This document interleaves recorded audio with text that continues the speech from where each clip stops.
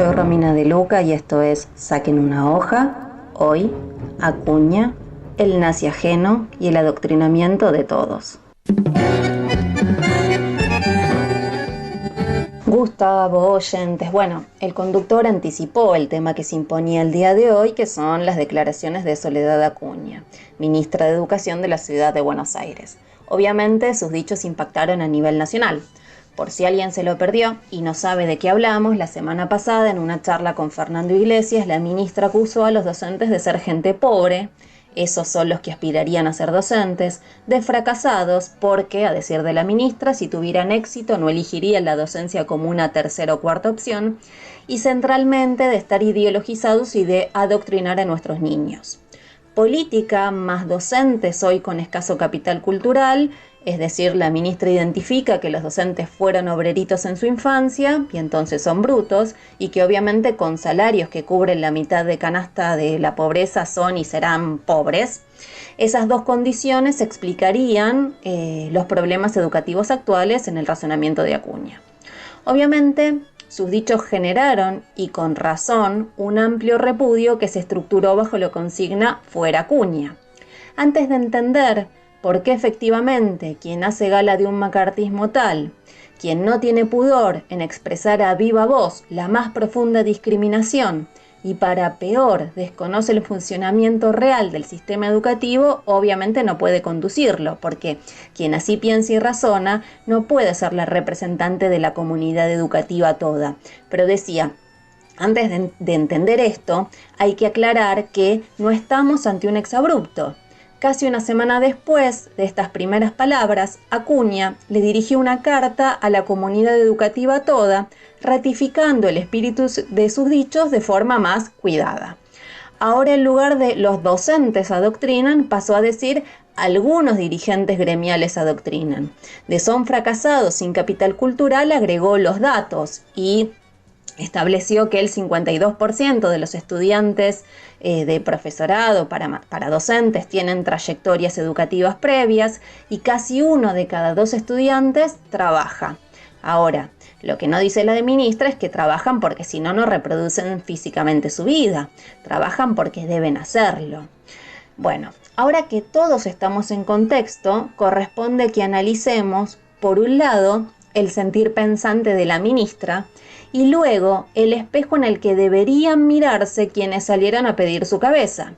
Y como vamos a ver entonces ahora, estamos habilitados a pedir la cabeza de muchos varios, porque si hablamos de adoctrinamiento, bueno, hoy esta columna viene guillotina en mano. Primero, doña Soledad. Una vez más, Acuña no puede seguir al frente de la cartera educativa. Quien considera a los docentes una manga de brutos, pobres e ideologizados y encuentra en la clase social del docente el chivo expiatorio de la crisis educativa actual, no puede seguir en funciones.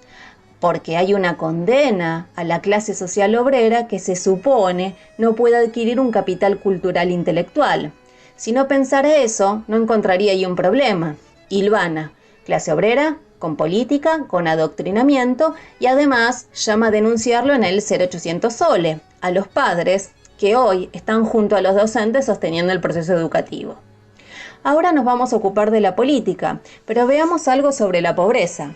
La alusión a la misma por parte de la ministra llega en un contexto donde más de la mitad de las niñas y niños del país son pobres, donde el INDEC reconoce que estamos orillando una pobreza de entre un 40 y un 45%, donde la mitad de los salarios del sector formal no alcanza la línea de pobreza y ya no hablemos del sector informal.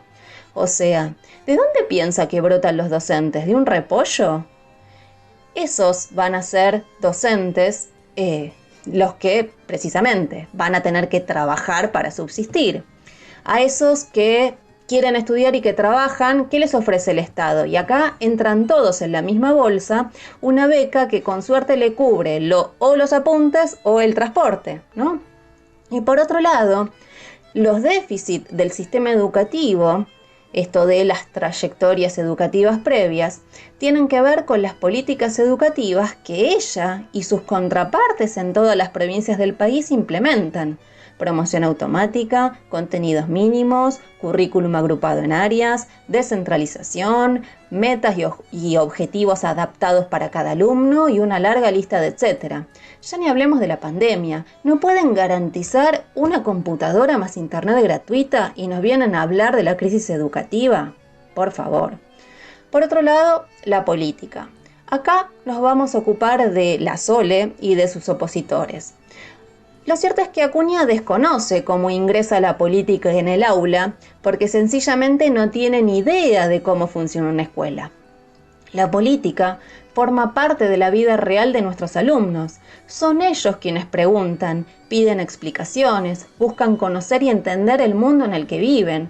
¿O vamos a creer que esos miles que se movilizan por la interrupción voluntaria del aborto, sea a favor o en contra, frente a los femicidios y la violencia patriarcal, que se movilizan cada 24 de marzo con sus escuelas, o en defensa de las escuelas y del sistema educativo todo, que no trasladan esas inquietudes que tienen al aula? Por otro lado, si de ellos surge la inquietud sobre qué piensa su profesora o su profesor, ¿no es honesto contestar? Suponer que eso se traduce en adoctrinamiento es subestimar la inteligencia de las alumnas y de los alumnos. Por otro lado, todo es política. La formación ética y ciudadana, la historia de un país, no hay explicación de la teoría de la evolución sin hablar del juicio del mono. Además, si viene al caso, Sole debería saber que todo el currículum escolar es una gigantesca máquina de adoctrinamiento. Son las ideas de la burguesía en nuestras cabezas que no brotan espontáneamente y la escuela, como agente de socialización, cumple precisamente esa función. Y esto es así en Argentina y en todo el mundo. De allí las similitudes que tiene el currículum escolar explícito y oculto a lo largo de todo el mundo. En realidad, lo que le molesta a Soledad es la disputa de ese monopolio, que, siguiendo a su clase social, concibe como propio. Que lo quieran hacer pasar por neutro habla de su falta de entendimiento. La burguesía hace política todos los días en el aula. Ahora bien, ese adoctrinamiento aparece a lo largo de la historia de forma más abierta o vedada.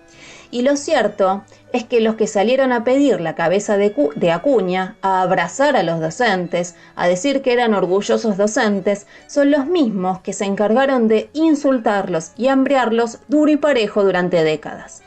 Realmente indigna la contracarta que envió Cetera, firmada por Sonia Leso, por Roberto Bardel y por Eduardo López, donde dicen que después de haber sufrido el ataque constante durante los últimos 4 años de restauración conservadora, ya nunca más íbamos a tener que soportar agravios y la denostación pública de nuestro trabajo, y llega Acuña con sus declaraciones. Evidentemente, para esta gente, una paritaria por chauchi y palitos o que te manden a la presencialidad en el peor momento de la pandemia no forma parte de una denostación. Bueno, les voy a traer a la memoria. En el 2008, Cristina Fernández de Kirchner acusó a los docentes de huelguistas crónicos, diciendo que no había peor educación que la que no se imparte. En el 2010 les pidió lo mismo, diciendo que el gobierno ya había invertido mucho. En el 2011 pidió que se evaluara a los docentes. En el 2012 dijo que los docentes mentían cuando peleaban por el cargo testigo, porque eso lo cobraba solo el 9% de los docentes, y para peor, los con licencia crónica hacían que el Estado, además, pagara cada cargo docente por 2, el titular más el suplente. Habló del 25% de ausentismo y después se rasgaron las vestiduras cuando Vidal dijo lo mismo. Que trabajaban 4 horas y tenían 3 meses de vacaciones, que tenían muchos derechos y que había que discutir el presentismo. Puedo seguir, pero basta con ir y revisar los discursos en la legislatura, que son públicos, así que quien quiera lo puede ir a verificar. ¿Acaso eso no es denostación? Les quiero recordar que si los docentes somos pobres es porque ustedes degradaron el salario con sumas en negro y no remunerativas. ¿Se acuerdan de Decibe pidiendo que los docentes paren de ayunar? ¿Y las declaraciones de Alfonsín acusando de desestabilizadores a los docentes de la Marcha Blanca? ¿Y de los atrasos en el pago del Fonit de Dualde? esa dirigencia sindical que además permitió que la docencia hoy cobre salarios de miseria, es decir, la mitad de una canasta familiar semi-realista, porque recordemos que el INDEC dice que con 200 pesos por día se puede comer. Esa dirigencia sindical fue la que permitió que se precarizara el trabajo docente con el Plan Fines 2, estableciendo contratos a término en el seno de la docencia, sin derechos estatutarios para una amplia franja de trabajadores, y que además dijo que daba lo mismo trabajar en un árbol que en una escuela. ¿De verdad me hablan de derecho a la educación superior cuando el progresar no llegaba a las universidades y era una miseria, y sus políticas de siga hacen que 5 pibes y pibas deserten de la escuela secundaria, y de los casi 4 que egresan, uno no comprende lo que lee? ¿De verdad me están hablando ustedes de que no hay denostación a los docentes? Bueno, además, ya ni hablemos que los peronistas fueron los campeones del adoctrinamiento en las escuelas. La razón de mi vida como lectura obligatoria. La Secretaría de Inteligencia en el Ministerio de Educación con el peronismo. Los que exigieron carnet de afiliación política partidaria, al peronismo, claro está, para ejercer la docencia. Los que impusieron manuales como el que aparece en la foto que ilustra la columna de hoy. Los que la alfabetización de adultos con el Plan CREAR decidieron que en sus cartillas de alfabetización de 1973 se hablaría de voto, compañero, sindicato, pueblo, dominado, de la mujer velando el cuidado de la familia como los tópicos disparadores de la alfabetización. Por cierto, Alfonsín en su propia campaña de alfabetización eligió tópicos como democracia. Son los que luego, con el kirchnerismo, en los manuales del Fines, no solo decidieron que, la escuela era igual que un árbol, sino también en los textos que enviaron para trabajar en el aula, construyeron la historia al calor del peronismo, como dador de derechos, y de Néstor como restaurador, todo rodeado por imágenes de aerolíneas, de YPF, de Cristina. Bien. Son ustedes los que llevaron a las escuelas el juego del Nestornauta. ¿De verdad ustedes creen que pueden decir algo? Deberían mirarse un poquito al espejo. Sindicatos que hoy no organizan a la docencia contra la ausencia del Estado en pandemia, UTE, CETERA, SUTEBA, ahora piden la cabeza de Acuña. Bueno, estoy de acuerdo si vamos a pedir también la de Trota, así que me imagino que los compañeros estarán organizando la huelga general. Un análisis socialista de los problemas de la educación debe explicar estas cosas. La escuela adoctrina todos los días, y ese proceso se vuelve más burdo, como describimos antes, en los momentos de crisis, pero transita cotidianamente por las aulas los 190 días del año. Cuando Acuña dice con los chicos no, en realidad discute el contenido de ese adoctrinamiento. Cuando CETERA le responde somos educadores con convicciones y dignidad, pretenden esconder lo que hacen ellos todos los días, romantizando además el peronismo. Y ante la ausencia de un combate sistemático por las conciencias, se sienten tranquilos. Lo cierto es que en los hechos, la denostación hacia los docentes muestra una unidad de clase contra el sector más desarrollado intelectualmente del proletariado. Y lo hacen para romper esa alianza, temerosos frente a una sociedad que empieza a no comerse más el verso de que somos todos libres e iguales.